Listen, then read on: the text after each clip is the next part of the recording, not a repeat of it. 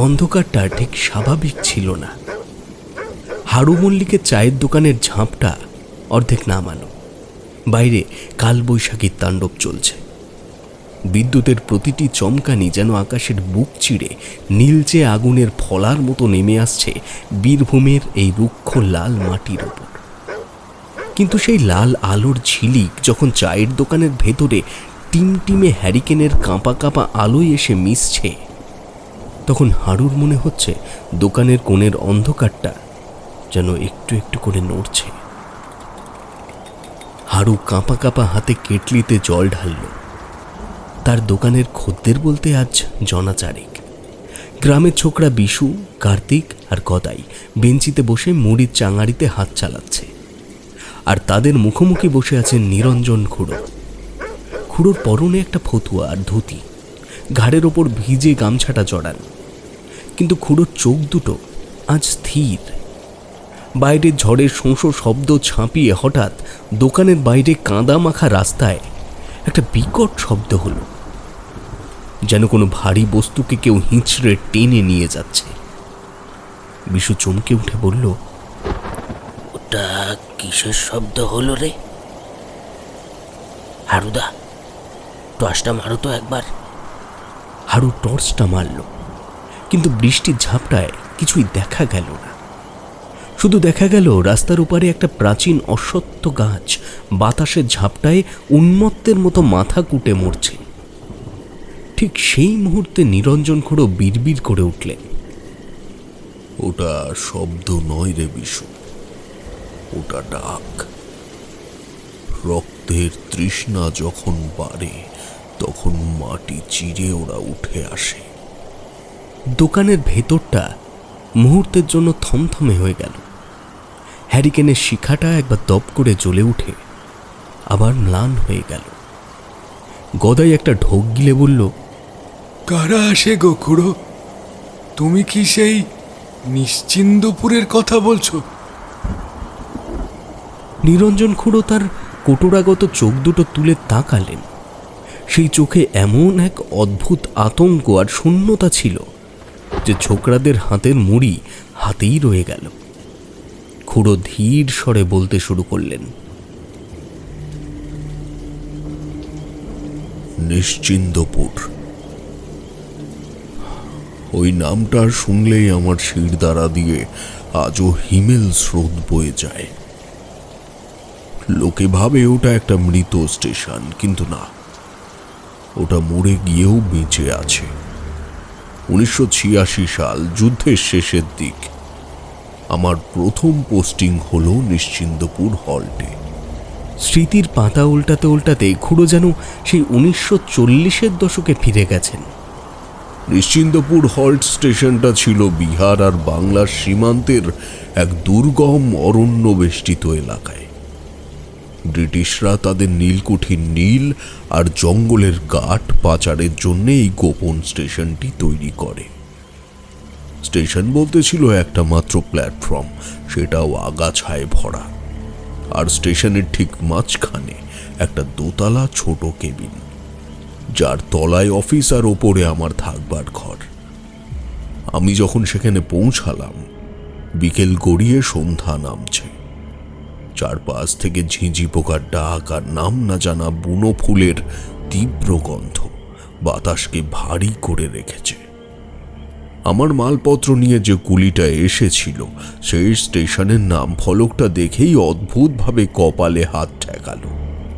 তারপর আমার দিকে তাকিয়ে বলল, বাবু, রাত হলেই ঘরের বাইরে বেরোবেন না। আর শুনুন, প্ল্যাটফর্মের ওই দক্ষিণ দিকের ব্যাপারটা, মানে ওই ঝোপটার দিকে তাকাবেন না কিন্তু। আমি তখন টকবগে চুবক। রেলের বড়বাবুর চাকরি পেয়েছি, এসব গাঁজাখুরি গল্পে বিশ্বাস করার পাত্র আমি ছিলাম না। আমি হেসেই উড়িয়ে দিয়েছিলাম। কিন্তু প্রথম রাতেই আমার সেই ভুল ভেঙে গেল। সেদিন ছিল অমাবস্যা। স্টেশনের চারপাশটা যেন আলকাত্রার মতো কালো অন্ধকারে ডুবে আছে। কেবিনের ভেতরে বসে আমি ল্যাম্পের আলোয় লগ বই লিখছি। হঠাৎ কানে এলো এক অদ্ভুত শব্দ, যেন কোনো নারী পায়ে ভারী ঘুঙুর পরে প্ল্যাটফর্মের এক প্রান্ত থেকে অন্য প্রান্তে পায়চারি করছে। আমি ভাবলাম হয়তো কোনো যাত্রী ট্রেন মিস করেছে। আমি হাতে টর্চ আর লাঠি নিয়ে বের হলাম, কিন্তু প্ল্যাটফর্মে পা রাখতেই সেই তীব্র বুনো ফুলের গন্ধটা আমাকে প্রায় অচৈতন্য করে দিল। সেই গন্ধটা পরিচিত কোনো ফুলের নয়, যেন পচা গলা মৃতদেহের ওপর কেউ একরাশ সুগন্ধি ঢেলে দিয়েছে।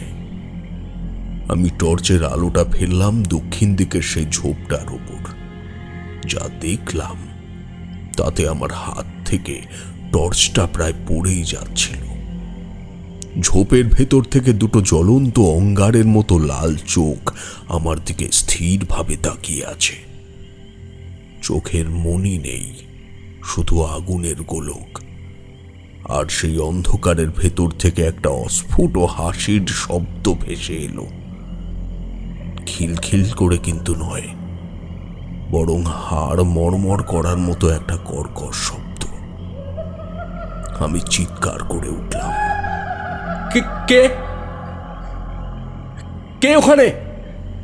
কোনো উত্তর নেই, শুধু বাতাসের শোঁশো শব্দ আর সেই ঘুঙুরের আওয়াজটা দ্রুততর হতে শুরু করলো।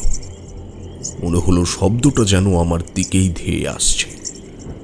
আমি প্রাণ ভয়ে কেবিনের ভেতরে ঢুকে দরজাটা ভেতর দিয়ে খিল তুলে দিলাম। আমার সারা শরীর তখন ঘামছে। বাইরে থেকে আঁচড়ানোর শব্দ শুরু হলো। মনে হচ্ছিল বিশাল আকার কোনো জানোয়ার তার নখ দিয়ে কাঠের দরজাটা ফালা ফালা করে দিতে চাইছে। আর তার মাঝেই একটা খোনা গলায় ফিসফিসানি শুনলাম, মাস্টার, দরজাটা খোল না, আমি তোর বইতে ছিঁড়ে তোর কলজেটা বের করে নেব। আমি জানলার ফাঁক দিয়ে একবার তাকালাম। দেখলাম একটা লম্বা কালো ছায়া প্ল্যাটফর্মের ওপর ল্যাম্পপোস্টের আলোর নিচে দাঁড়িয়ে আছে। তার লম্বা নখগুলো মাটির ওপর ঘষছে। সেই বীভৎস দৃশ্য দেখে আমি সেখানেই অচৈতন্য হয়ে পড়ে গেলাম। গল্পের এই জায়গায় এসে নিরঞ্জন খুড়ো থামলেন। চায়ের দোকানে পিনপতন নীরবতা।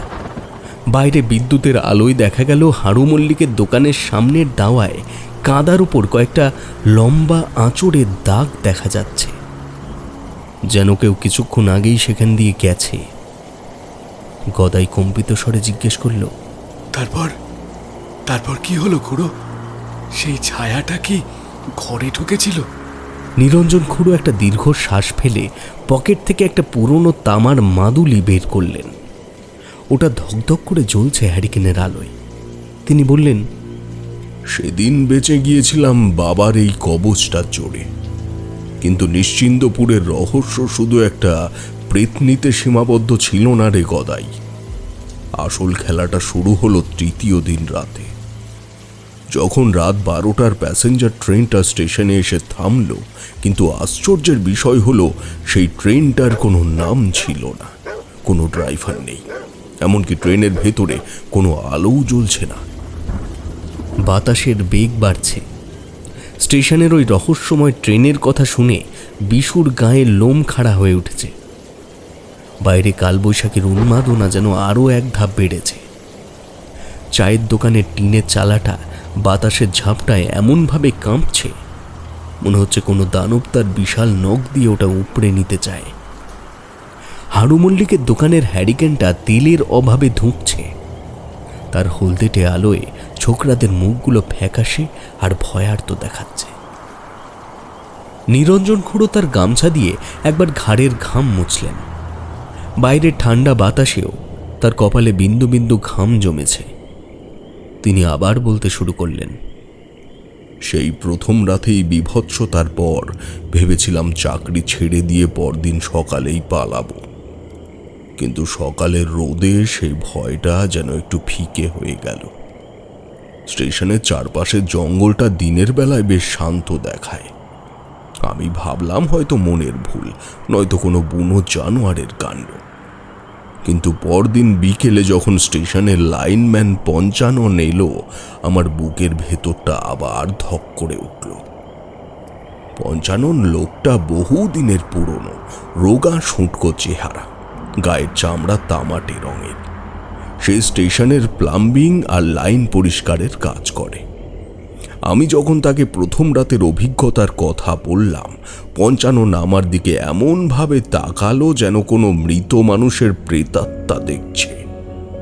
সে শুধু একটা কথাই বলেছিল, বাবু, এই স্টেশনে রাতের বেলায় চোখ কান বুজে থাকতে হয়।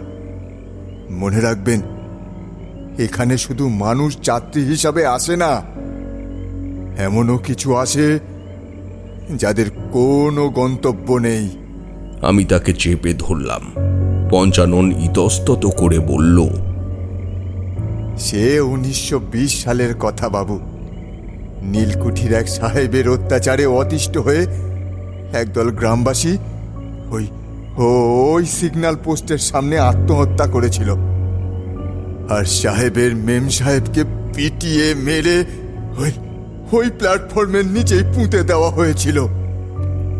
সেই থেকে রাত 12টা বাজলেই এই স্টেশনে আর মানুষ থাকে না বাবু। পঞ্চাননের কথাগুলো শুনে আমার রক্ত হিম হয়ে এলো। কিন্তু রেলের নিয়ম বড় কড়া। রাত 12টার প্যাসেঞ্জার ট্রেনটা নিশ্চিন্দপুর হল্টে থামার কথা। যদিও কোনো যাত্রী ওঠানামা করে না, কিন্তু সিগন্যাল দিতেই হয়। রাত হলো, আকাশটাও সেদিন আজকের মতোই মেঘলা ছিল। হ্যারিকেনের ম্লান আলোয় আমি কেবিনের ভেতরে বসে ঘড়ির দিকে তাকালাম। ঠিক রাত 11:55। চারপাশটা কেমন এক অদ্ভুত নিস্তব্ধতায় ডুবে গেল। এমনকি ঝিঁঝি পোকার ডাক পর্যন্ত থেমে গেল। মনে হলো পুরো পৃথিবীটা একটা বিশাল কবরের মতো শান্ত হয়ে গেছে। হঠাৎ অনেক দূর থেকে একটা শব্দ ভেসে এলো। ট্রেনের বাঁশি? না, ওটা ঠিক বাঁশির মতো নয়, যেন কোনো যন্ত্রণা কাতর মানুষ চিৎকার করে কাঁদছে। আমি জানলা দিয়ে তাকালাম। অনেক দূরে লাইনের ওপর একটা ক্ষীণ আলো দেখা যাচ্ছে। ট্রেন আসছে, কিন্তু আশ্চর্যের বিষয় হলো ট্রেনের ইঞ্জিনে সেই পরিচিত ভটভট শব্দ নেই, কয়লার ধোঁয়ার গন্ধ নেই। একটা ঘুটঘুটে কালো রঙের স্টিম ইঞ্জিন ধীরে ধীরে প্ল্যাটফর্মে এসে প্রবেশ করল। ট্রেনের কোনো জানলায় আলো জ্বলছে না। ট্রেনের কামরাগুলো যেন কয়েক দশক পুরনো, জায়গায় জায়গায় মরচে ধরা, কাঠ পচে খসে পড়ছে। ট্রেনটা যখন প্ল্যাটফর্মে থামলো, একটা বিকট শীতল বাতাস আমার কেবিনের ভেতরে ঢুকে পড়ল। আমি সিগন্যাল দেওয়ার জন্য বাইরে বেরোলাম, কিন্তু প্ল্যাটফর্মে পা রাখতেই আমার পা দুটো যেন মাটিতে আটকে গেল। দেখলাম ট্রেনের দরজাগুলো ধীরে ধীরে খুলছে, কিন্তু কোনো শব্দ হচ্ছে না। কামরাগুলো থেকে কিছু ছায়া বেরিয়ে আসতে লাগলো। হ্যাঁ, ছায়া। তাদের কোনো শরীর নেই, শুধু ধোঁয়ার মতো অবয়ব। তারা প্ল্যাটফর্মের ওপর দিকে ভেসে ভেসে বেড়াতে লাগলো। তাদের পরনে সেই সেকালের ব্রিটিশ আমলের পোশাক, কারো মাথায় হ্যাট, কারো হাতে ছড়ি, কারো বা শরীরে রক্তে মাখা। ঠিক মাঝখানের কামরাটা থেকে এক নারী নেমে এলো। সে একই দীর্ঘাঙ্গী নারী, সাদা শাড়ি পরা, যার মুখটা কুয়াশায় ঢাকা। সে ধীরে ধীরে আমার কেবিনের দিকে মুখ ফেরালো। দূর থেকে সেই জ্বলন্ত লাল চোখ দুটো আবার দেখতে পেলাম। নারীটি ধীর পায়ে আমার দিকে এগোতে শুরু করল। তার হাঁটার সাথে সাথে সেই ঘুঙুরের শব্দটা আবার বেজে উঠল। সাথে সেই তীব্র বুনো ফুলের পচা গন্ধ। আমার হাত থেকে সিগন্যাল ল্যাম্পটা পড়ে গেল। হঠাৎ কেবিনের পেছনের দিক থেকে একটা কর্কশ হাসি ভেসে এলো। আমি ঘুরে তাকালাম, দেখলাম কেবিনের ভেতরে, যেখানে আমি কিছুক্ষণ আগে বসেছিলাম, সেখানে আর কেউ নেই। স্বয়ং সাহেব দাঁড়িয়ে আছে। সাহেবের পরনে নীলকুঠির সেই জাঁকজমকপূর্ণ কোট, কিন্তু তার গলায় একটা গভীর ক্ষতর চিহ্ন। সেখান থেকে চুইয়ে চুইয়ে কালো রক্ত পড়ছে। সাহেব তার নীল চোখ দুটো আমার দিকে স্থির করে বলল, মাস্টার, আজকে টিকিটটা কাটা হয়নি। টিকিটটা তোমার চামড়া দিয়ে বানিয়ে দেবো। আমি চিৎকার করতে চাইলাম, কিন্তু গলা দিয়ে কোনো স্বর বের হলো না। আমার মনে হলো আমার বুকের ভেতরটা পাথর হয়ে যাচ্ছে। সাহেব তার দীর্ঘ হাতটা আমার দিকে বাড়িয়ে দিল। তার আঙুলগুলো মানুষের মতো নয়, যেন পচে যাওয়া হাড়ের টুকরো। ঠিক সেই সময় স্টেশনের ঘড়িতে ঢং করে রাত 12টার ঘন্টা বাজলো। সাথে সাথে সেই অশরীরী ট্রেনটা একটা বিকট শব্দ করে স্টেশন ছেড়ে চলতে শুরু করলো। স্টেশনের বাতাস যেন আগুনের মতো উত্তপ্ত হয়ে উঠল সাথে সাথে। সাহেব আর সেই প্রেতিনী এক মুহূর্তের জন্য আমার দিকে তাকিয়ে অট্ট হাসি হেসে শূন্যে মিলিয়ে গেল। আমি টাল সামলাতে না পেরে মেঝেতে পড়ে গেলাম। আমার চোখের সামনে সব অন্ধকার। অচৈতন্য হওয়ার ঠিক আগে দেখলাম প্ল্যাটফর্মের সেই দক্ষিণ দিকের ঝোপটার ভেতর থেকে অনেকগুলো কঙ্কালসার হাত মাটির ওপর উঠে আসছে, যেন আমাকে গিলে ফেলার জন্য ব্যাকুল। গল্পের এই জায়গায় নিরঞ্জন খুড়ো থামলেন। চায়ের দোকানের ছোকরাদের অবস্থা শোচনীয়। বিশু নিজের পৈতেটা শক্ত করে ধরে রেখেছে, আর গদায়ের হাত কাঁপছে। হাড়ু মল্লিক একটা নতুন হ্যারিকেন জ্বালাতে গেল, কিন্তু তার হাত থেকে কাঁচের চিমনিটা ফসকে পড়ে ভেঙে চুরমার হয়ে গেল। খুড়ো জানলার বাইরে অন্ধকারের দিকে চেয়ে থাকলেন। বিদ্যুতের এক ঝলক আলোয় দেখা গেল হাড়ুর দোকানের ঠিক উল্টো দিকের রাস্তা দিয়ে একটা অস্পষ্ট ছায়া দ্রুত জঙ্গলের দিকে চলে যাচ্ছে। বিশু ভয়ে ভয়ে জিজ্ঞেস করল, খুড়ো, ওই সাহেব আর মেম কি রোজ আসতো? তুমি চাকরি ছাড়লে না কেন? নিরঞ্জন খুড়ো একটা তাচ্ছিল্যের হাসি হাসলেন। চাকরি ছাড়া কি আর অত সহজ ছিল রে? রেলের কড়া আইন, তার উপর ওই স্টেশনে পা রাখলে ওরাই তোকে আটকে ফেলবে। তুই বেরোতে চাইলেও তোকে বেরোতে দেবে না। আসল রহস্যটা কিন্তু অন্য জায়গায়। আমি পরদিন সকালে পঞ্চাননের সাথে ওই দক্ষিণ দিকের ঝোপটা খুঁজতে গিয়েছিলাম। যা পেয়েছিলাম সেখানে তা শোনার পর তোদের 7 দিন রাতে ঘুম হবে না। হাড়ু মল্লিকের দোকানের টিনের চালে বৃষ্টির শব্দটা এখন আর কেবল শব্দ নয়, যেন হাজার হাজার অদৃশ্য হাত একসাথে ওপর থেকে আঘাত করে চলেছে। বাতাসের ঝাপটায় হ্যারিকেনের চিমনিটা বারবার কেঁপে উঠছে, আর সেই কাঁপুনির সাথে দেয়ালে বসা মানুষগুলোর ছায়াগুলো লম্বালম্বি হয়ে নাচছে। হাড়ু এক কোণে জবুথবু হয়ে বসে আছে। আগুনের আঁচে ভাজা চপের গন্ধটা এখন আর জিভে জল আনে না, বরং কেন জানি একরকম বুনো পচা গন্ধের সঙ্গে মিশে গা গুলিয়ে উঠছে। নিরঞ্জন খুড়ো তার লাঠিটা 2 হাতের মাঝখানে চেপে ধরে সামনের দিকে ঠুঁকে বসলেন। তার গলার স্বর এখন আরো নিচু, আরো গম্ভীর। তিনি বলতে শুরু করলেন, সেই রক্ত জল করা রাতের পরদিন সকালে যখন চোখ মেললাম, দেখলাম সূর্য উঠেছে ঠিকই, কিন্তু নিশ্চিন্দপুরের আকাশে সেই রোদের তেজ নেই। চারপাশটা কেমন একটা ধোঁয়াটে কুয়াশায় ঢাকা। আমি টাল সামলাতে সামলাতে প্ল্যাটফর্মে নামলাম। গত রাতে সেই অশরীরী ট্রেনের কোনো চিহ্ন নেই, শুধু লাইনের ওপর পড়ে আছে একদলা জমাট বাঁধা কালো রক্ত, ঠিক যেখানে সেই মেম সাহেব দাঁড়িয়েছিল। পঞ্চানন লাইনম্যান তখন স্টেশনের এক কোণে বসে আনমনে বিড়বিড় করছে। আমি তার কাছে গিয়ে কাঁধে হাত দিতেই সে এমনভাবে চমকে উঠল যেন তার গায়ে কেউ জ্বলন্ত কয়লা ছোঁয়ালো। আমি বললাম, পঞ্চানন, এভাবে চললে তো আমি পাগল হয়ে যাব। তুমি কাল বললে না ওই দক্ষিণ দিকের ঝোপটার কথা? চলো তো আজ ওখানেই যাব, আমি দেখতে চাই ওখানে কি আছে। পঞ্চানন প্রথমে রাজি হয়নি। তার ফ্যাকাশে চোখে স্পষ্ট লেখা ছিল মৃত্যুর পরোয়ানা। কিন্তু আমি তখন জেদি যুবক। পকেট থেকে রেলের সেই লোহার চাবি আর একটা কোদাল নিয়ে তাকে একরকম জোর করেই নিয়ে গেলাম প্ল্যাটফর্মের শেষ প্রান্তে। দক্ষিণ দিকে সেই ঝোপটা ছিল অদ্ভুত রকমের ঘন। দিনের বেলাতেও তার ভেতরে অন্ধকার যেন থিতু হয়ে বসে আছে। চারপাশটা অস্বাভাবিক রকমের স্তব্ধ। কোনো পাখির ডাক নেই, কোনো ফড়িং উঠছে না। আমরা ঝোপটা কাটতে শুরু করলাম।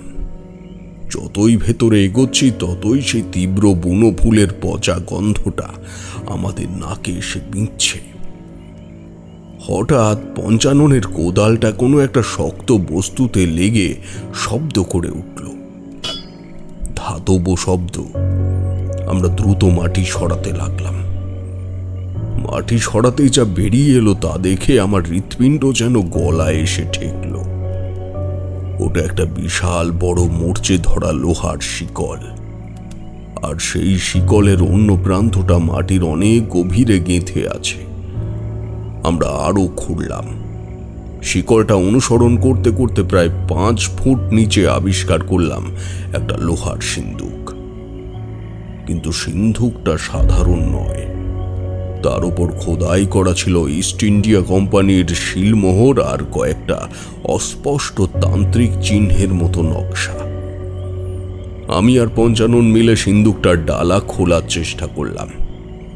ডালাটা সরাতেই এক ভ্যাপসা গরম বাতাস আমাদের মুখে ঝাপটা দিল। সেই বাতাসের মধ্যে যেন হাজার হাজার মানুষের আর্তনাদ লুকিয়েছিল। সিন্দুকটা সোনা দানায় ভরা ছিল না রে বিশু, ওটা ভরা ছিল মানুষের খুলি আর হাড় দিয়ে। কিন্তু সবচেয়ে ভয়ঙ্কর দৃশ্য ছিল মাঝখানে এক জোড়া রূপোর ঘুঙুর, আর সেই ঘুঙুরগুলো জড়িয়েছিল একটা লম্বা চুলের বিনুনির সাথে। হাড়গুলো দেখে মনে হচ্ছিল সেগুলো জীবন্ত, একে অপরের সাথে অদ্ভুতভাবে জড়িয়ে আছে। আর প্রতিটা খুলির কপালে একটা করে পেরেক ঠোকানো।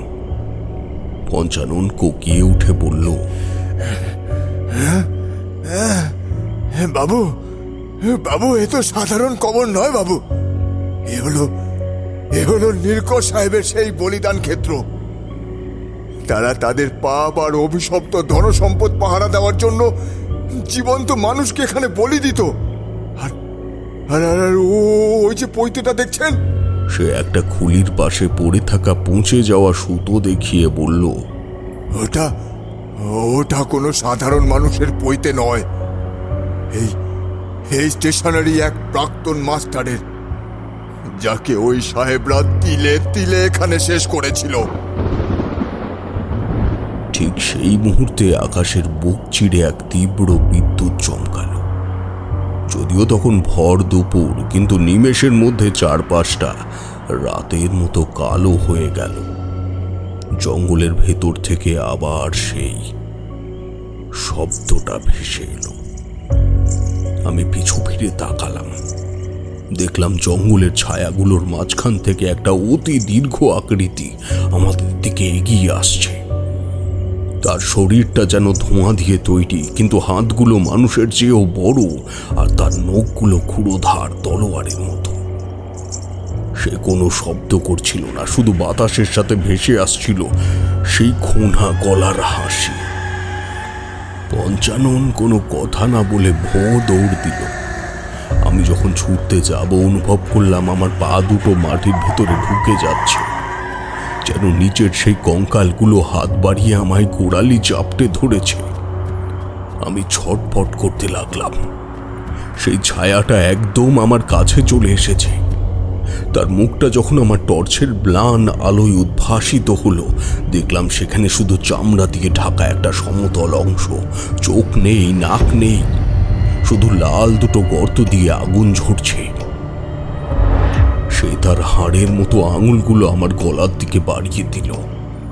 আমি আর্তনাদ করে চোখ বন্ধ করে নিলাম।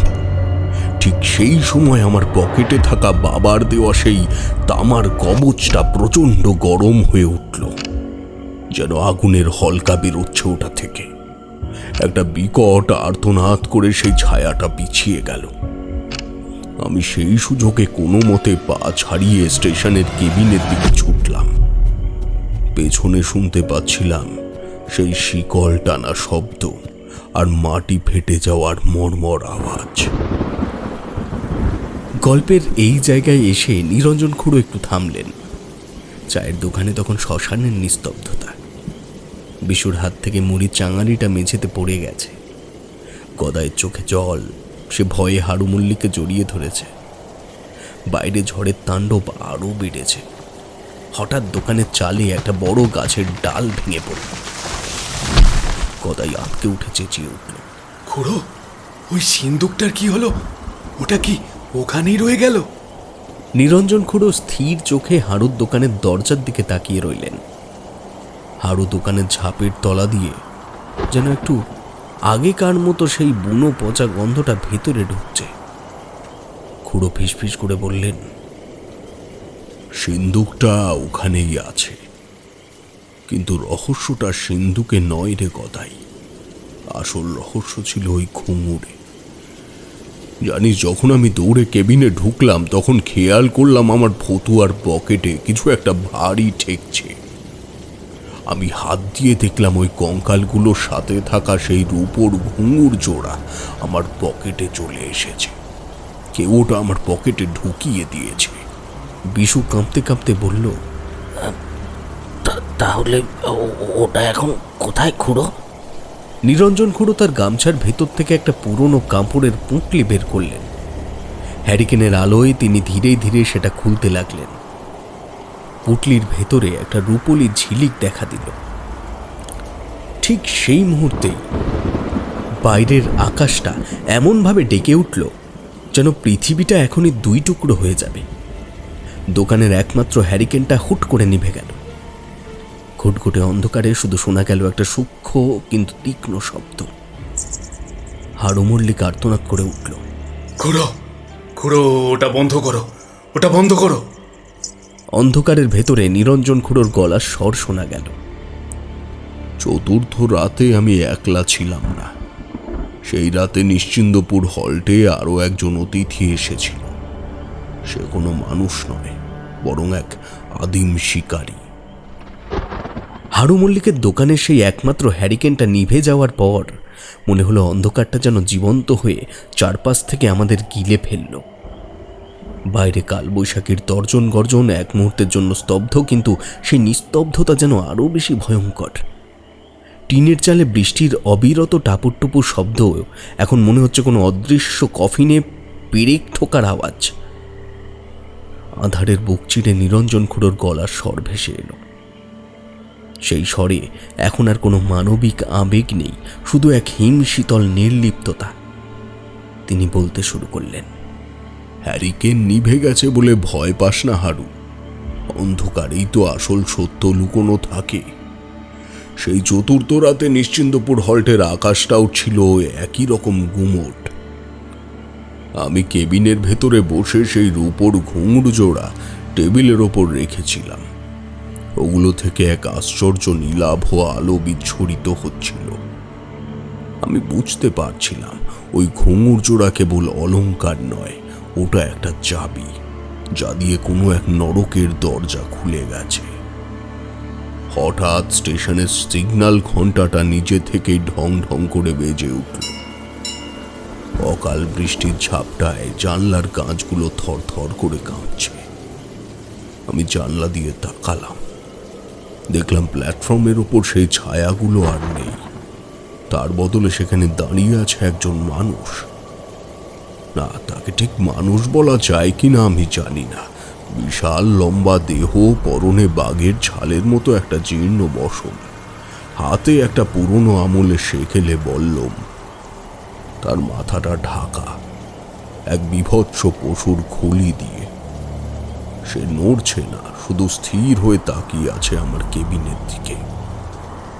পঞ্চানন সেদিন সকালে বলেছিল এক আদিম শিকারীর কথা, যেই জঙ্গলের রক্ষক, কিন্তু সে তো কয়েকশো বছর আগে মারা গেছে। তবে কি এই সেই শিকারী যে ওই নীলকর সাহেবদের হাতে বলি হয়েছিল?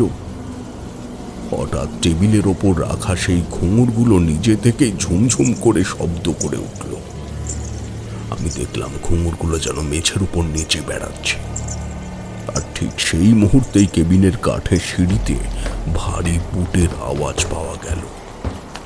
কেউ একজন খুব ধীরে ধীরে ওপরে উঠে আসছে। আমি আমার সেই তামার কবচটা মুঠো করে ধরলাম। ঘাম দিয়ে আমার সারা শরীর ভিজে গেছে। দরজার ওপাশে এসে শব্দটা থেমে গেল।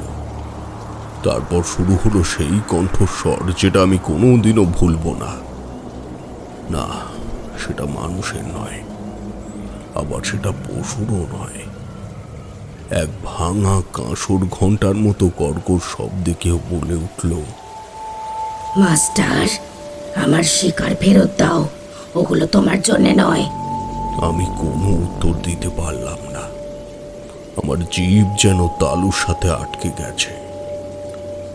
হঠাৎ একটা প্রচন্ড ধাক্কায় দরজার খিলটা মড়মড় করে উঠল।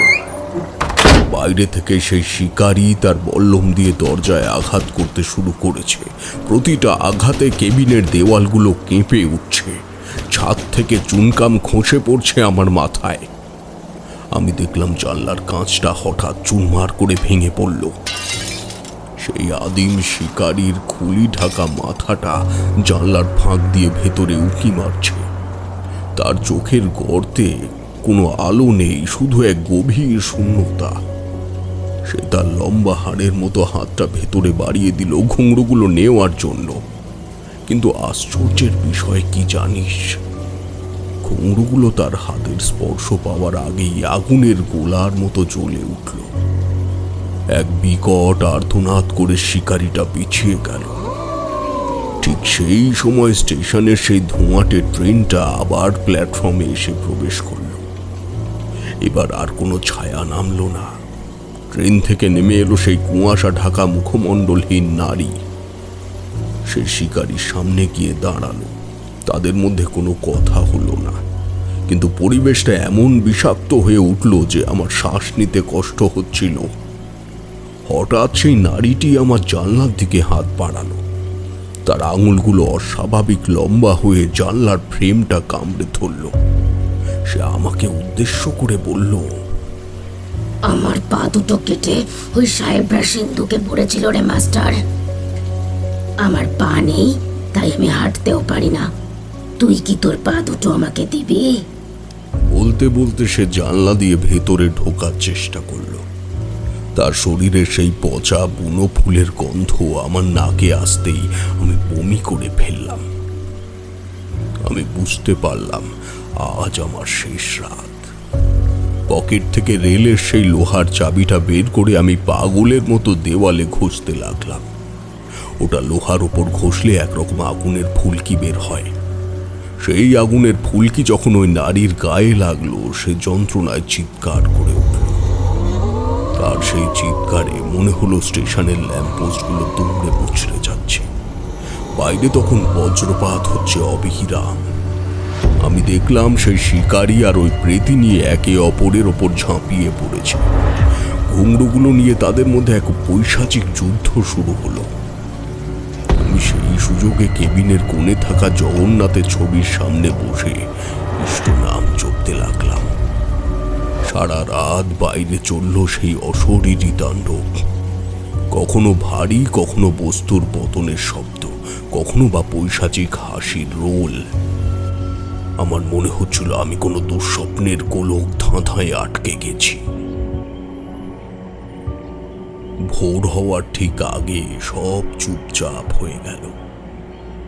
আমি চোখ মেলে দেখি কেবিনের ভেতরটা লণ্ডভণ্ড হয়ে আছে।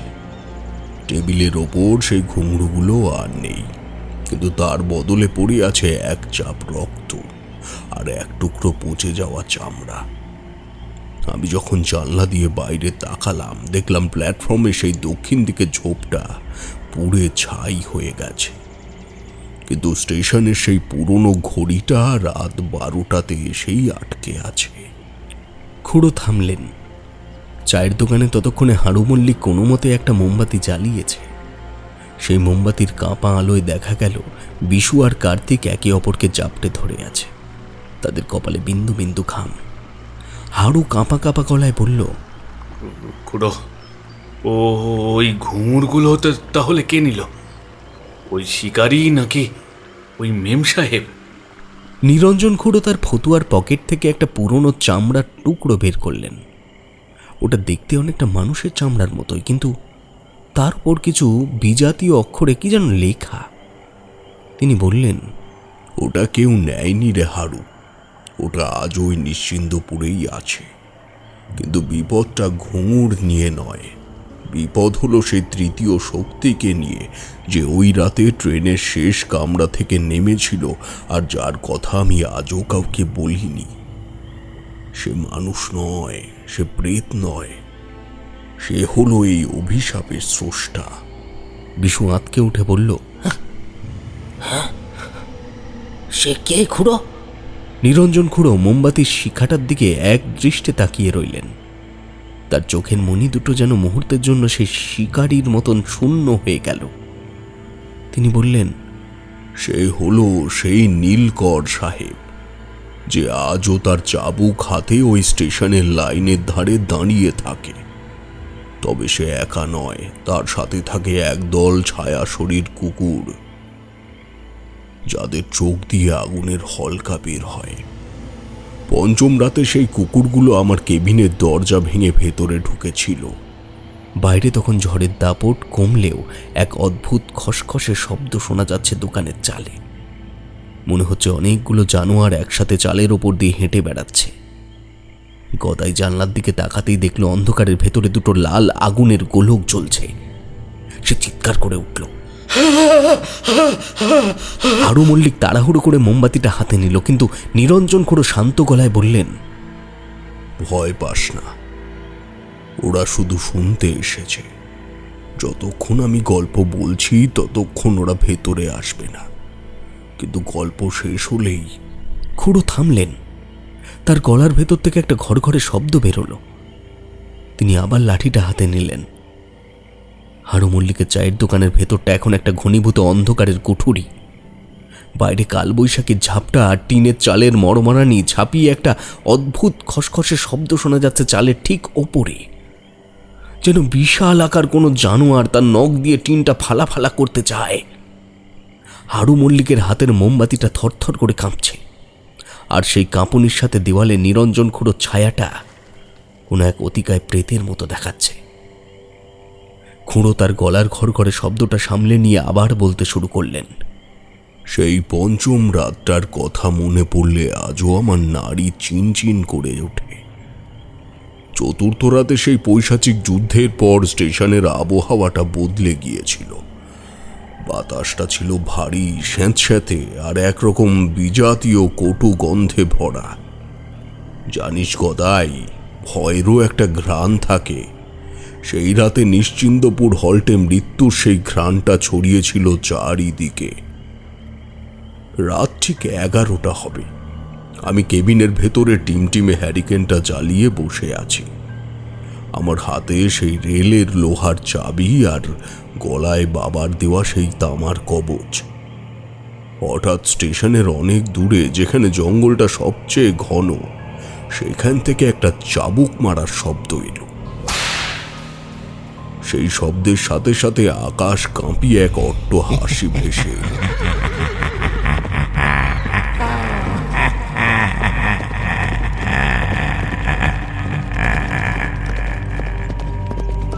যেন কোনো উন্মাদ সাহেব তার ঘোড়া ছুটিয়ে আসছে। আমি জানলা দিয়ে তাকালাম। বিদ্যুতের এক তীব্র ঝলকানিতে দেখলাম প্ল্যাটফর্মের ওপরে ঘোড়ায় চড়ে দাঁড়িয়ে আছে সেই নীলকর সাহেব। তার পরনে তামাটে রঙের কোট, মাথায় উঁচু হ্যাট আর হাতে একটা লম্বা চাবুক। সেই চাবুকটা সাধারণ চামড়ার নয় রে, ওটা যেন কোনো মানুষের পাকা চামড়া দিয়ে তৈরি। সাহেবের পেছনে দাঁড়িয়ে আছে 3টি প্রকাণ্ড শিকারী কুকুর, কিন্তু ওগুলো কুকুর নয়। তাদের গায়ে কোনো চামড়া নেই, শুধু লাল টকটকে পেশিগুলো দেখা যাচ্ছে। তাদের চোখ দিয়ে যেন গলিত লাভার মতো আগুন বের হচ্ছে। তারা অবিরাম মুখ থেকে ধোঁয়া ছাড়ছে আর লালা ফেলছে প্ল্যাটফর্মের ওপর। যেখানেই সেই লালা পড়ছে, পাথরগুলো ধোঁয়া বের করে পুড়ে যাচ্ছে। সাহেব তার ঘোড়া থেকে নেমে প্ল্যাটফর্মে পা রাখল। তার হাঁটার শব্দে পুরো স্টেশনটা কেঁপে উঠছে। সে কেবিনের সিঁড়ির দিকে এগিয়ে আসতে আসতে চিৎকার করে বলল, Where is my laser, master? আমার সেই খাটাটা কোথায়? ওই শয়তান কাফিরা ওটা কোথায় লুকিয়ে রেখেছে? তার গলাটা যেন মাটির গভীর থেকে উঠে আসছে। আমি বুঝতে পারলাম সাহেব কোনো এক পুরনো হিসেবের খাতা খুঁজছে। সেই খাতা যাতে হয়তো লেখা ছিল তার হাজার হাজার পাপের কাহিনী। আমি ঘরের দরজার খিলটা আরো শক্ত করে আঁকড়ে ধরলাম। সাহেব এবার সিঁড়ি দিয়ে উঠতে শুরু করলো। প্রতিটি ধাপের শব্দ আমার হৃৎপিণ্ডের স্পন্দনের সাথে মিশে যাচ্ছে। তার কুকুরগুলো বাইরে থেকে পৈশাচিক গর্জন করতে শুরু করলো। হঠাৎ দরজায় একটা সজোরে চাবুকের আঘাত পড়ল। কাঠের দরজাটা যেন এক আঘাতেই চিড়ে গেল। ফাঁক দিয়ে দেখলাম সাহেবের সেই ফ্যাকাশে নীল চোখ দুটো। সেই চোখে কোনো মায়া নেই, শুধু এক আদিম প্রতিহিংসা। মাস্টার, দরজাটা খোল। তোর পূর্বপুরুষরা আমার অবাধ্য হয়েছিল, তাদের আমি কুকুরের খাদ্য বানিয়েছিলাম। তুইও কি তাই হতে চাস? সাহেব তার চাবুকটা দিয়ে দরজার ফাঁক দিয়ে ভেতরে ঢোকালো। চাবুকটা সাপের মতো এঁকে বেঁকে আমার দিকে এগিয়ে আসতে লাগলো। আমি পেছাতে পেছাতে দেওয়ালের সাথে মিশে গেলাম। ঠিক সেই সময় সেই কুকুরগুলো কেবিনের জানলার কাঁচ চুরমার করে ভেতরে ঢুকতে চাইল। তাদের সেই বিভৎস নখ আর জ্বলন্ত চোখগুলো আমার খুব কাছে। আমি আর স্থির থাকতে পারলাম না। আমার পকেটে থাকা সেই রূপোর ঘুঙরু জোড়া, যেটা আগের রাতের ঝগড়ার পর অদ্ভুতভাবে আবার আমার কাছেই ফিরে এসেছিল, ওটা বের করে আমি জানলার দিকে ছুঁড়ে দিলাম। ঘুঙরুগুলো ছোড়ার সাথে সাথে এক তীব্র নীলাভ আলো বিচ্ছুরিত হলো। কুকুরগুলো যন্ত্রণায় কুঁকড়ে গিয়ে জানলা থেকে নিচে নেমে পড়ল। সাহেব একটা আর্তনাদ করে পিছিয়ে গেল, কিন্তু সে হার মানার পাত্র নয়। সে তার চাবুকটা আকাশে দোলাতে লাগলো, আর সাথে সাথে স্টেশনের চারপাশ থেকে শত শত ছায়া শরীর মানুষ বেরিয়ে এলো। তাদের প্রত্যেকের গলায় শিকল বাঁধা, হাত পা ভাঙা, কারো বা পেট চেরা। তারা যেন সাহেবের কৃতদাস। সাহেব তাদের নির্দেশ দিল আমার উপর ঝাঁপিয়ে পড়তে।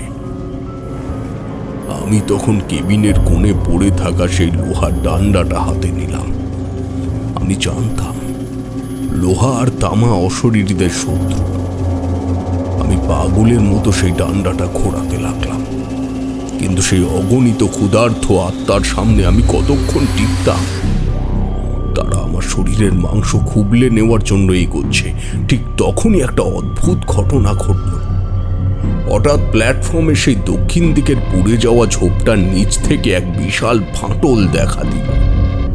সেই ফাটল দিয়ে বেরিয়ে এলো এক সাদা ধোঁয়ার কুণ্ডলী। সেই ধোঁয়ার ভেতর থেকে আবির্ভূত হলো এক মুখমণ্ডলহীন মেম সাহেব।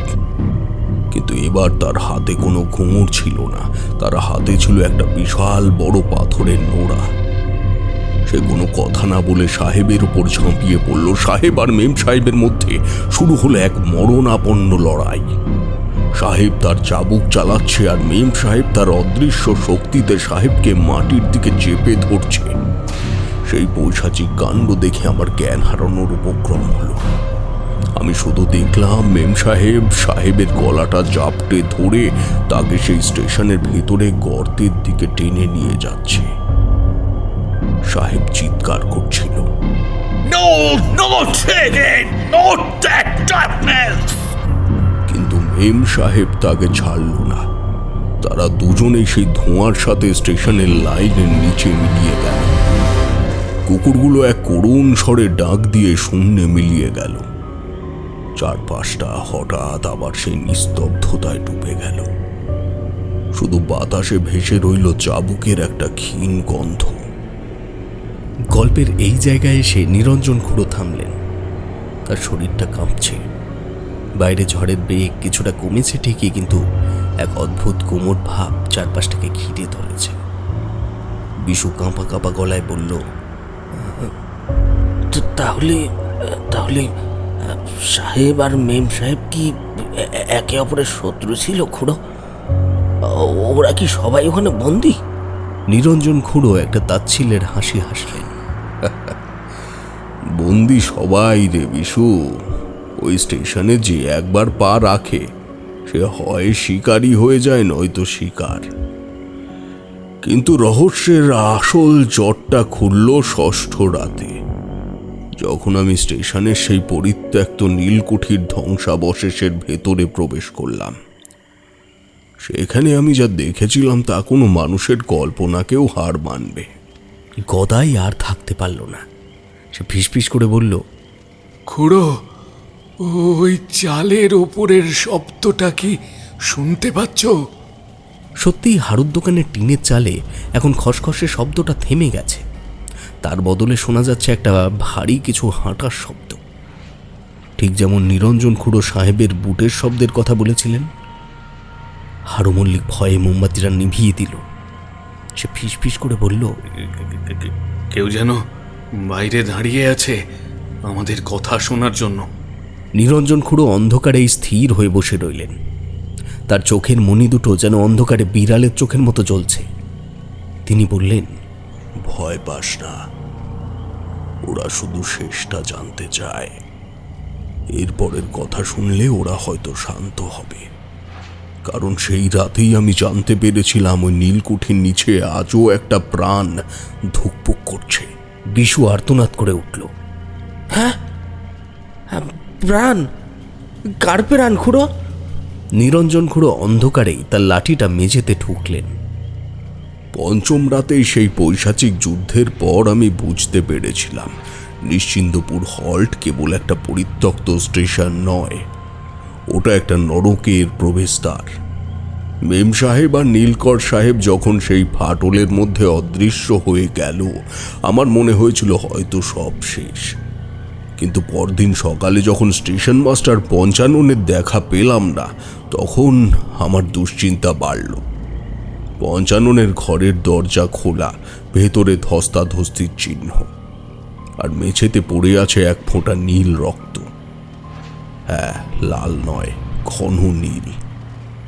আমার মনে হলো এই সব কিছুর উৎস ওই স্টেশনটা, আর মাইল দূরে অবস্থিত সেই জীর্ণ নীলকুঠিটা। জঙ্গল এতটাই ঘন যে দিনের বেলাতেও সেখানে সূর্যের আলো প্রবেশ করে না। আমি স্থির করলাম আজই এর শেষ দেখে ছাড়ব। আমার হাতে ছিল রেলের সেই লোহার ডান্ডা, আর পকেটে বাবার দেওয়া সেই তামাটে কবচ। আমি যখন নীলকুঠির সামনে পৌঁছালাম তখন দুপুর গড়িয়ে বিকেল নামছে। কুঠি বাড়িটার দিকে তাকালে মনে হয় ওটা কোনো পাথর বা ইটের তৈরি নয়, যেন কোনো বিশাল আকার জানোয়ারের কঙ্কাল। দেওয়াল বেয়ে অশ্বত্থের শিকড়গুলো এমনভাবে নেমে এসেছে যেন তারা বাড়িটাকে আষ্টে পৃষ্ঠে বেঁধে শ্বাসরোধ করতে চাইছে। চারপাশ থেকে এক পচা নীল আর চুনকামের গন্ধ ভেসে আসছে। আমি ভেতরে ঢুকলাম। বড় হলঘরটার ছাদ আংশিক ভেঙে পড়েছে। সেখানে মেঝের ওপর ইতস্তত ছড়িয়ে আছে ভাঙা আসবাব আর নীলকর সাহেবদের সেই আমলের কিছু দলিল। হঠাৎ আমার কানে এলো এক মৃদু শব্দ। ঠিক যেন কোনো মানুষের হৃৎপিণ্ডের স্পন্দন, কিন্তু শব্দটা আসছে মাটির তলা থেকে। আমি মেঝের এক কোণে একটা কাঠের পাঠাতন দেখতে পেলাম। সেটা সরাতেই বেরিয়ে এলো এক অন্ধকার সিঁড়ি, যা সোজা মাটির গভীরে চলে গেছে। লণ্ঠনের ম্লান আলোয় আমি সেই সিঁড়ি দিয়ে নিচে নামতে শুরু করলাম।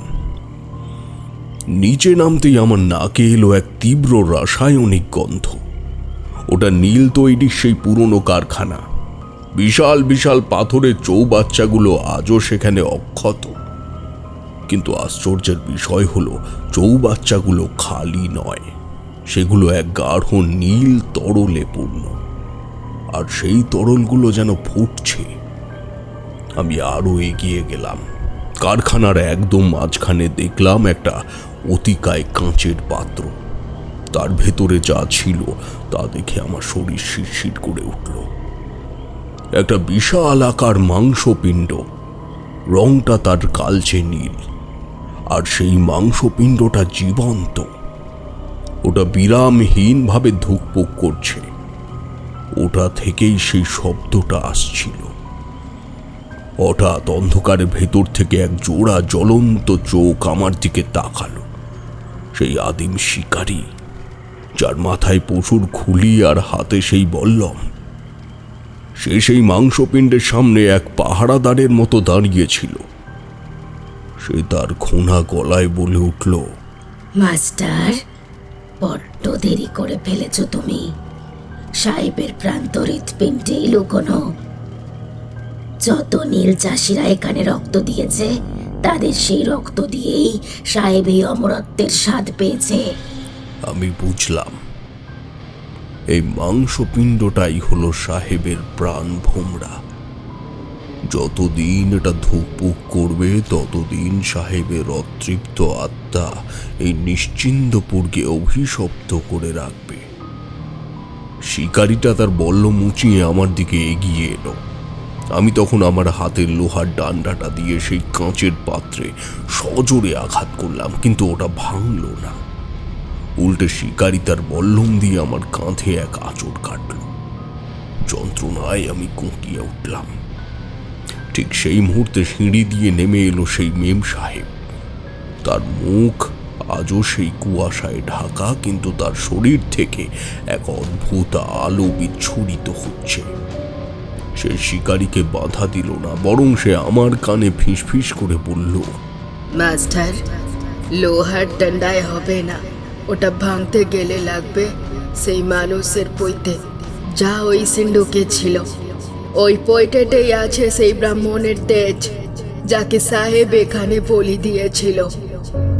আমি অবাক হয়ে ভাবলাম, সেই সিন্দুক তো আমি প্ল্যাটফর্মেই ফেলে এসেছি, কিন্তু হঠাৎ খেয়াল করলাম আমার পকেটে সেই রূপোর ঘুঙুর জোড়া তখন কাঁপছে। ঘুঙুরগুলো থেকে সে মৃত ব্রাহ্মণের পৈতেটা সাপের মতো বেরিয়ে এলো। আমি সেটা হাতে জড়িয়ে সেই কাঁচের পাত্রে আবার আঘাত করলাম। এক বিকট শব্দে কাঁচের পাত্রটা চুরমার হয়ে গেল। সে নীল মাংসপিণ্ডটা মেঝেতে পড়ে ছটফট করতে লাগলো, আর সাথে সাথে সেই সম্পূর্ণ কুঠি বাড়িটা থরথর করে কাঁপতে শুরু করল। শিকারীটা এক যন্ত্রণা কাতর আর্তনাদ করে ধোঁয়ায় পরিণত হলো। কিন্তু আমার আনন্দ বেশিক্ষণ স্থায়ী হলো না। মেঝের সেই নীল তরলগুলো হঠাৎ করে এক হয়ে এক দানবীয় আকৃতি ধারণ করল। সাহেব ফিরছে, কিন্তু এবার সে মানুষের রূপে নয়, সে আসছে এক নীল দানবের বেশে। খুঁড়ো থামল।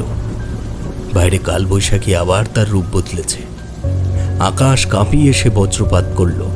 তাতে মনে হলো হাঁড়ুর দোকানের ভিটেটা দু ফাঁক হয়ে যাবে। বিশু কাঁপতে কাঁপতে বলল, খুড়ো, ওই দানবটা কি তোমাকে ধরে ফেলেছিল? তুমি পালালে কি করে? নিরঞ্জন খুঁড়ো তার কাঁধের সেই পুরনো ক্ষতের দাগটা দেখালেন, যেটা আজও এক নীলচে আভা ছড়ায়। তিনি বললেন, পালানো অত সহজ ছিল না রে বিশু। ওই দানবটা যখন আমাকে জাপটে ধরলো, আমার মনে হলো আমার শরীরের সব রক্ত জমে বরফ হয়ে যাচ্ছে। কিন্তু সপ্তম রাতে আমি যা দেখেছিলাম তা শোনার পর তোদের মনে হবে মৃত্যু বোধ হয় এর চেয়ে সহজ ছিল। গদাই চায়ের দোকানের কোণে একটা ছায়া নড়তে দেখে চিৎকার করে উঠল। হারু মল্লিক মোমবাতিটা হাতে নিয়ে দেখলো সেখানে কিছুই নেই, শুধু দেওয়ালের গায়ে কয়েকটা ভেজা হাতের ছাপ, যেগুলো থেকে এক অদ্ভুত নীল রঙের রস চুইয়ে পড়ছে। নিরঞ্জন খুড়ো নিষ্পৃহ স্বরে বললেন, ভয় পাস না গদাই, ওটা নীলকুঠির নীল, ওরা আমাদের সাথেই আছে। এবার তোরা জানতে পারবি সেই রহস্যময় ট্রেনের আসল যাত্রী কারা ছিল। খুড়ো আবার বলতে থাকলেন সে ভয়ঙ্কর কাহিনী। ওরাও শুনে চলল। সেই দানবটা যখন নীলকুঠির অন্ধকারপূর্ণ গহ্বর থেকে উঠে এলো, আমার মনে হয়েছিল আমার হাড়গুলো এখনই চূর্ণ হয়ে যাবে।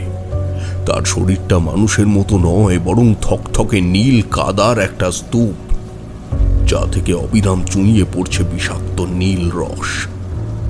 সাহেব তখন আর সাহেব নেই, সে হয়ে উঠেছে এক আদিম পিশাচ। আমি যখন সেই নীল মাংস পিণ্ডটা পইতে জড়ানো লোহার ডান্ডা দিয়ে আঘাত করলাম, এক পৈশাচিক আর্তনাদে পুরো নীলকুঠিটা থরথর করে কাঁপতে লাগলো। দেয়ালের পলেস্তারা খসে পড়ছে, আর সেই ফাটল দিয়ে বেরিয়ে আসছে শত বছর ধরে আটকে থাকা অতৃপ্ত আত্মাদের আর্তনাদ। মেম সাহেব তখন কুয়াশার মতো হালকা হয়ে সেই দানবটার চারপাশে ঘুরছিল, যেন তাকে থামানোর চেষ্টা করছে। কিন্তু সাহেব তার দানবীয় হাত বাড়িয়ে আমাকে পিষে ফেলতে চাইল। ঠিক সেই মুহূর্তে স্টেশনের দিক থেকে ভেসে এলো সেই পরিচিত কিন্তু হাড় হিম করা শব্দ। ঘুঙুরের আওয়াজ নয়, এবার যেন হাজার হাজার লোহার শেকল একসাথে প্ল্যাটফর্মের ওপর আছড়ে পড়ছে। আমি কোনো মতে টাল সামলাতে সামলাতে কুঠি বাড়ি থেকে বেরিয়ে স্টেশনের দিকে দৌড় দিলাম। পেছনে শুনতে পাচ্ছিলাম সেই নীল দানবটার ভারী পদক্ষেপ। সে দাপিয়ে আসছে, আর তার প্রতিটা পদক্ষেপে জঙ্গল যেন দুভাগ হয়ে যাচ্ছে। আমি যখন প্ল্যাটফর্মে পৌঁছালাম, দেখলাম সেখানে সেই রহস্যময় কালো ট্রেনটা দাঁড়িয়ে আছে। কিন্তু এবার ট্রেনের কামরাগুলো আর অন্ধকার নেই, প্রতিটি জানলায় জ্বলছে এক একটা টিমটিমে মোমবাতি, আর সেই জানলা দিয়ে উঁকি মারছে শত শত যাত্রী। কিন্তু তারা কেউ আস্ত মানুষ নয় রে বিশু। কারো মাথার অর্ধেক নেই, কারো চোখ উপড়ানো, কেউ বা তার নিজের কাটা হাতটা কোলে নিয়ে বসে আছে। তারা সবাই নীলকুঠির সেই হতভাগ্য চাষি, যাদের রক্ত চুষে সাহেব তার সাম্রাজ্য গড়েছিল। ট্রেনের প্রথম কামরা থেকে নেমে এলো সেই আদিম শিকারী। তার হাতে আর বল্লম নেই, তার বদলে আছে একটা বড় লোহার ঘণ্টা। সে সেই ঘণ্টাটা সজোরে বাজাতে লাগলো। সেই শব্দের সাথে সাথে ট্রেন থেকে নামতে শুরু করলো সেই প্রেত যাত্রীদের মিছিল। তারা ষাঁড় বেঁধে নীল দানবটার দিকে এগিয়ে যেতে লাগলো। তাদের হাতে কোনো অস্ত্র ছিল না, কিন্তু তাদের চোখের সেই ধিকি ধিকি জ্বলা প্রতিহিংসার আগুনের চেয়েও বেশি ভয়ঙ্কর ছিল।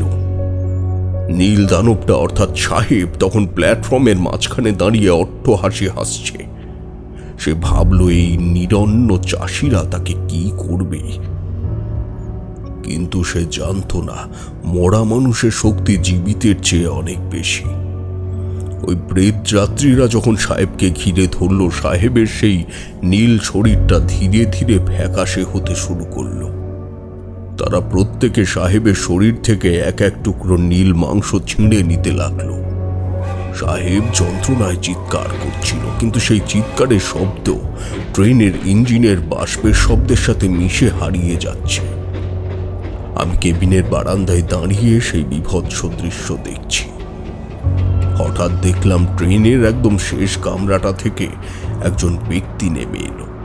তার পরনে ধবধবে সাদা ধুতি আর পাঞ্জাবি, কপালে চন্দনের তিলক।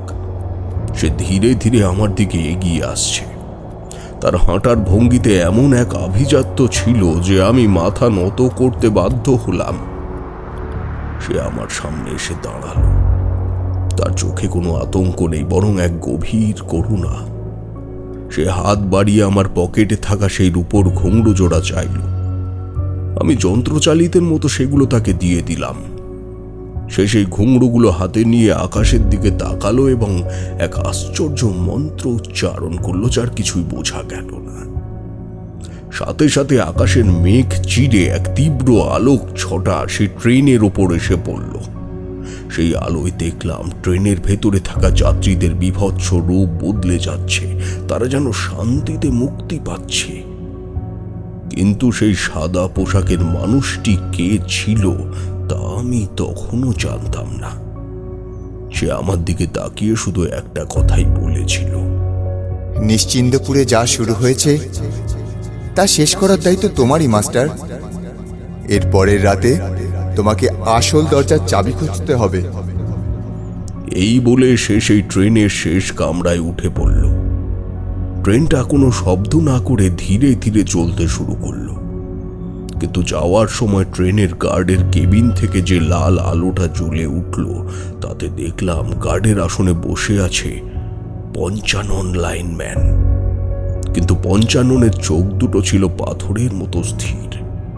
সে আমার দিকে তাকিয়ে তার এক হাত তুলে বিদায় জানালো। নিরঞ্জন খুড়ো মুহূর্তের জন্য চুপ করে গেলেন। হারু মল্লিকের দোকানের হ্যারিকেনটা হঠাৎ করে দপ করে নিভে গেল। বাইরে বৃষ্টির আওয়াজ কমে এসেছে, কিন্তু বাতাসের শিরশিরানিটা যেন আরো বেড়ে গেছে। কার্তিক কাঁপতে কাঁপতে বলল, খুড়ো, পঞ্চানন জেঠু কি মরে গিয়েছিল? ও ট্রেনের গার্ড হলো কি করে? নিরঞ্জন খুড়ো অন্ধকারের মধ্যেই বিড়বিড় করে বললেন, পঞ্চানন কোনোদিন মানুষ ছিল না রে কার্তিক। সে ছিল ওই স্টেশনের প্রহরী। তাকে মরতে বা বাঁচতে আমি কোনোদিনই দেখিনি। কিন্তু এর পরের রাতে সেই রহস্যের কথা যখন তোরা শুনবি, তখন বুঝবি নিশ্চিন্দপুরের আসল পরিচয়টা কি। নিরঞ্জন খুড়ো তার লাঠিটা মেঝেতে সজোরে ঠুকলেন।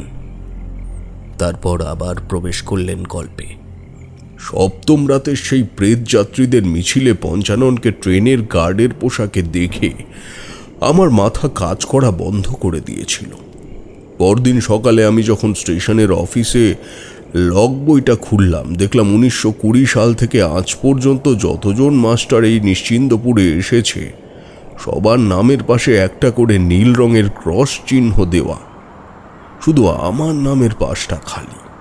আমি পাগলের মতো পঞ্চাননের সেই ছোট ঘরটায় গেলাম। ঘরটা ভাঙাচোরা, কিন্তু এক কোণে একটা পুরনো কাঠের ট্র্যাঙ্ক পড়েছিল। ট্র্যাঙ্কটা খুলতেই আমার রক্ত হিম হয়ে গেল। ভেতরে রাখা ছিল কয়েকটা পুরনো খবরের কাগজের কাটিং আর একটা ডায়েরি। ডায়েরিটার ওপরের পাতায় বড় বড় অক্ষরে লেখা ছিল নিরঞ্জন ভট্টাচার্য। আমার নিজের নাম দেখে আমি চমকে উঠলাম। ডায়েরিটা খুলতেই দেখলাম 1920 সালের জুন মাসে নিরঞ্জন ভট্টাচার্য নামে এক তরুণ মাস্টার এই স্টেশনে জয়েন করেছিল। তার হাতের লেখা হুবহু আমার মতো। ডায়েরির পাতায় লেখা ছিল, আজ সাহেব আমাকে নীলকুঠিতে ডেকে পাঠিয়েছে। মেম সাহেবকে খুনের দায় সে আমার উপর চাপাতে চায়। আমি জানি আজই আমার শেষ দিন। আমি স্তম্ভিত হয়ে দাঁড়িয়ে রইলাম লেখাটা পড়ে। তবে কি আমি সেই নিরঞ্জন? কিন্তু আমার বয়স তো তখন মাত্র 24। তবে কি এই ঘটনার পুনরাবৃত্তি ঘটছে বারবার? হঠাৎ কেবিনের ভেতরে সেই চাবুকের শব্দ শোনা গেল।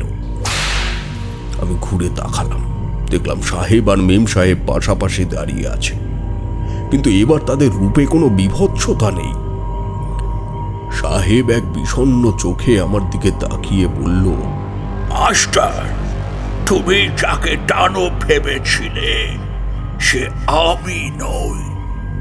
ওই নীল মাংস পিণ্ডটা আসলে আমার বাপের ফসল নয়, ওটা ছিল এই মাটির অভিশাপ। আমরা সবাই এখানে এক একটা দাবার খুঁটে। মেম সাহেব তার ঘোমটা সরালো। কুয়াশা সরে যেতেই যা দেখলাম তাতে আমার চিৎকার আটকে গেল। দেখলাম মেম সাহেবের মুখটা আসলে আমার মায়ের মতো। সে করুণ স্বরে বলল, বাবা নিরঞ্জন, তুই বুঝতে পারছিস না, এই নিশ্চিন্দিপুর কোনো স্টেশন নয়, এটা একটা কালচক্র। এখানে যারা বলি হয় তারাই আবার ফিরে আসে নতুন মাস্টারের বেশে। পঞ্চানন ছিল আমার বাবা, যে গত 100 বছর ধরে এই স্টেশনের গার্ড হয়ে সবাইকে পারাপার করছে। আমার পায়ের তলা থেকে যেন মাটি সরে গেল। আসল রহস্য হলো এই, নিশ্চিন্দপুর হল্ট হলো একটা ফাঁদ। এখানে সময় স্থির হয়ে আছে।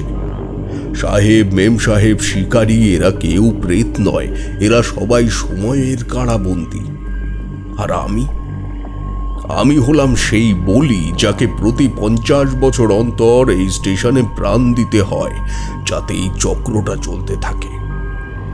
সেই সাদা পোশাকের মানুষটি যাকে আমি ট্রেনের শেষ কামরায় দেখেছিলাম, সে ছিল এই সব কিছুর বিধাতা। সে আসলে মৃত্যুর দেবতা। সে আমাকে সেই রূপোর ঘুংড়ো জোড়া দিয়ে পরীক্ষা করছিল। অষ্টম রাতে ঠিক 12টার সময় আমি দেখলাম স্টেশনের প্ল্যাটফর্মটা ধীরে ধীরে ফেটে যাচ্ছে। সেই ফাটল দিয়ে বেরিয়ে আসছে এক বিশাল নীল সমুদ্র। সেই সমুদ্রের ঢেউগুলো মানুষের হাহাকারের মতো শব্দ করছে। সাহেব আমাকে বলল, মাস্টার, আজ রাতে তোমার সময় শেষ। হয় তুমি ওই সমুদ্রে ঝাঁপ দাও, নয়তো এই স্টেশনের নতুন প্রহরী হয়ে থেকে যাও অনন্তকাল। আমি দেখলাম পঞ্চানন লাইনম্যান তার সিগন্যাল ল্যাম্পটা নিয়ে লাইনের ওপর দাঁড়িয়ে আছে। ল্যাম্পের আলোটা লাল থেকে সবুজ হয়ে গেল। পঞ্চানন চিৎকার করে বলল, পালা পালা নিরঞ্জন, পালা। এই ট্রেনটা শেষ পরের মতো যাচ্ছে। যদি এটা ধরতে পারিস তবে তবে এই অভিশাপ কাটবে। পালা পালা নিরঞ্জন, পালা পালা।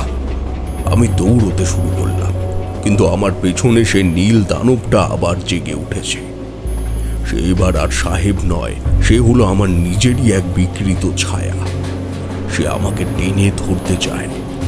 আমি যখন ট্রেনের পাদানিতে পা রেখেছি, অনুভব করলাম আমার হাতটা কেউ শক্ত করে ধরেছে। তাকিয়ে দেখি সেই আদিম শিকারী। সে তার বল্লম দিয়ে আমার জামাটা গেঁথে ফেলেছে। আমি আমার পকেট থেকে সেই লোহার চাবিটা বের করে শিকারীর হাতে সজোরে আঘাত করলাম। একটা আগুনের ফুলকি বেরোলো আর শিকারী ছিটকে পড়ল প্ল্যাটফর্মে। ট্রেন তখন গতি বাড়াচ্ছে। আমি কামরার ভেতরে ঢুকে পড়লাম, কিন্তু কামরার ভেতরে গিয়ে যা দেখলাম তাতে আমার হৃদস্পন্দন বন্ধ হয়ে যাওয়ার উপক্রম হলো। কামরার প্রতিটি সিটে বসে আছি আমি নিচে। শত শত নিরঞ্জন ভট্টাচার্য, কেউ যুবক, কেউ বৃদ্ধ, কেউ বা কঙ্কাল ষাঁড়। তারা সবাই আমার দিকে তাকিয়ে সমস্বরে বলে উঠছে,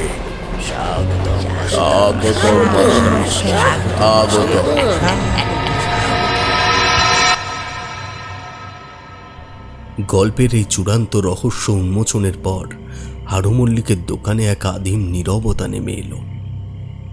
বিশু আর গদায়ের গায়ের লোম খাড়া হয়ে গেছে। কার্তিক বিড়বিড় করে বলছে, খুড়ো, তাহলে তুমি কে? তুমি কি সে নিরঞ্জন যে পালিয়ে এসেছিল, নাকি তুমিও তাদেরই একজন? নিরঞ্জন খুড়ো কোনো উত্তর দিলেন না।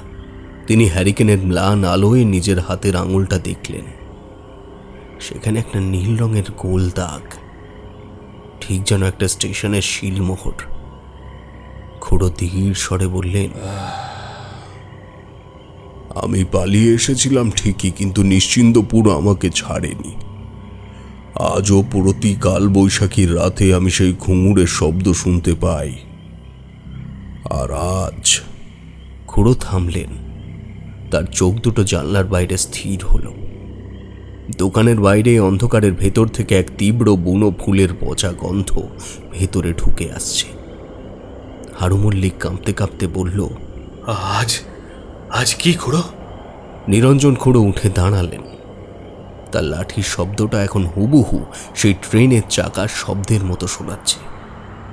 তিনি বললেন, আজ সেই 50 বছর পূর্ণ হলো রে হারু।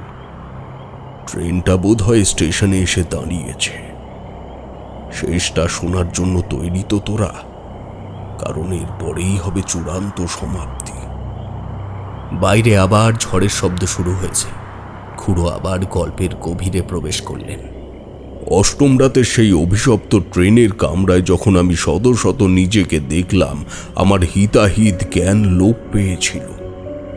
ট্রেনের প্রতিটি সিটে বসা নিরঞ্জনের চোখ ছিল ঠিক ওই শিকারীর মতো, শূন্য আর হাহাকারে ভরা।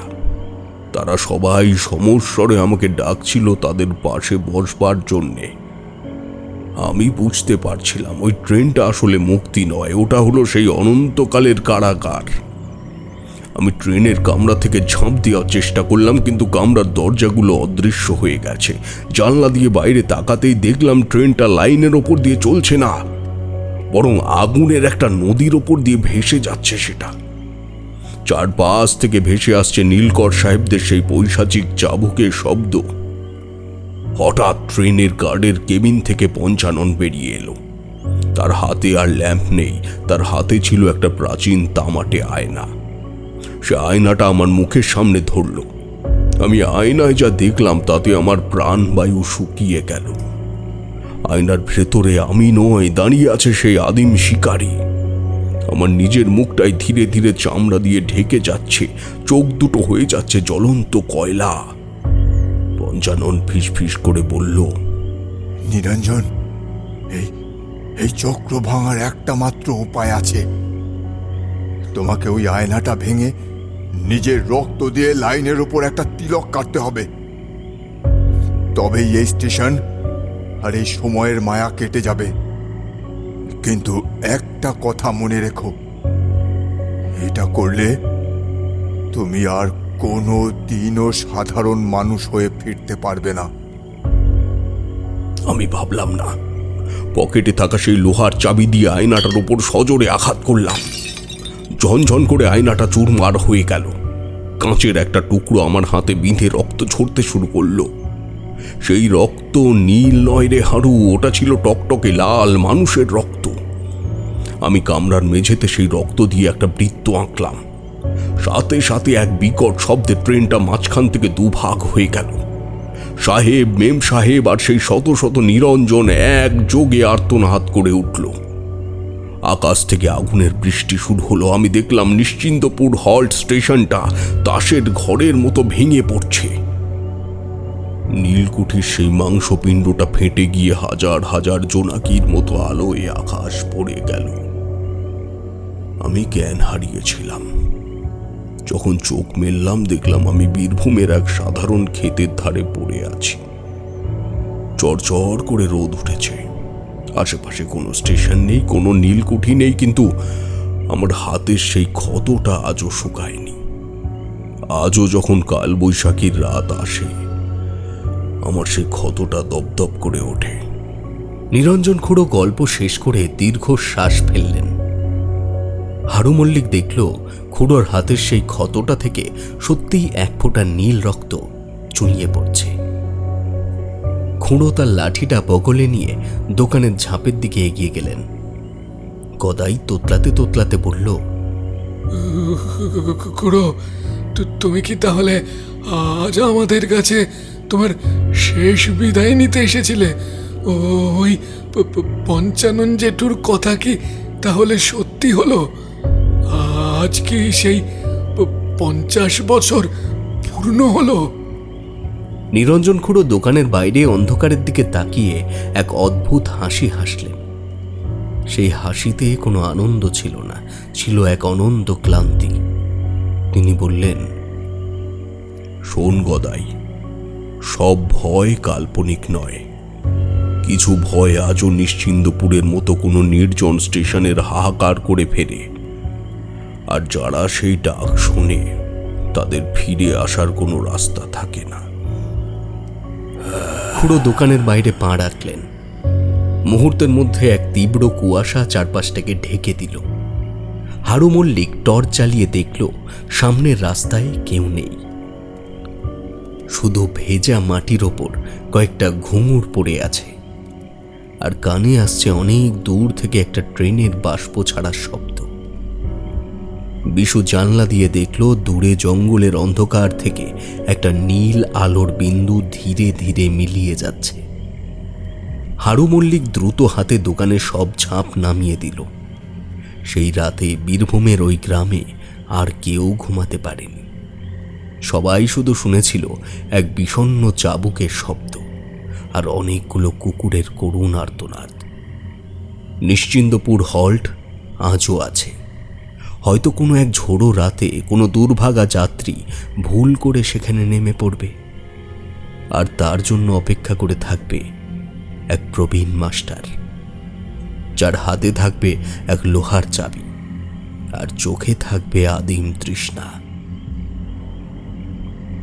আপনারা শুনছিলেন রাজপ্রতাপের ঠেকে, সঞ্চারী ভট্টাচার্যের কলমে। স্টেশনের নাম নিশ্চিন্দপুর। গল্পটি কেমন লাগলো তা জানাতে ভুলবেন না আপনাদের মূল্যবান কমেন্টের মাধ্যমে। আর জানিয়ে রাখি, কথা অনুযায়ী এপ্রিল মাসেই শুরু হতে চলেছে প্রজেক্ট পাসিং শো সিজন 8। যারা যারা প্রজেক্ট পাসিং শো সিজন 8-এর জন্য অপেক্ষা করে আছেন তারা অবশ্যই কমেন্টের মাধ্যমে মেনশন করুন আপনাদের উৎসাহ।